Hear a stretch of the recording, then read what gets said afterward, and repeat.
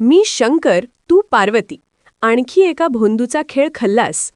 एकीकडे अशोक खरात प्रकरणाने राज्यभर खळबळ उडवलेली असतानाच आता आणखी एका भोंदूबाबाचा घाणेरडा चेहरा उघड झाला आहे.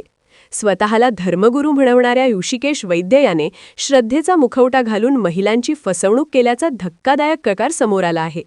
मी शंकर आहे आणि तू माझी पार्वती आहेस, असे सांगत एका 35 वर्षीय महिलेला आध्यात्मिक जाळ्यात ओढून तिच्यावर अत्याचार केल्याचा गंभीर आरोप त्याच्यावर आहे. ही महिला पुण्यातील असून फेसबुकच्या माध्यमातून तिची ओळख या भोंदूशी झाली होती. ओळखीचं रूपांतर विश्वासात आणि विश्वासाचं शोषणात करत वैद्यने तिचा गैरफायदा घेतल्याचे समोर आले आहे. या प्रकरणी वसई येथील माणिकपूर पोलीस ठाण्यात बलात्काराचा गुन्हा दाखल करण्यात आला असून पोलिसांनी तपासाची चक्रे वेगाने फिरवली आहेत. आमची वसई या संस्थेचा प्रमुख असल्याचा आव आणणाऱ्या या भोंदूने धर्म, श्रद्धा आणि देवत्वाच्या नावाखाली महिलांची फसवणूक केल्याचा आरोप अधिक गंभीर ठरत आहे.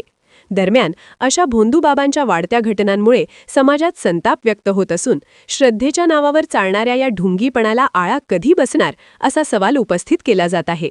संदेश स्पष्ट आहे. देवाच्या नावावर विश्वास ठेवा, पण भोंदूंच्या जाळ्यात अडकू नका. भूमी न्यूज नेटवर्क.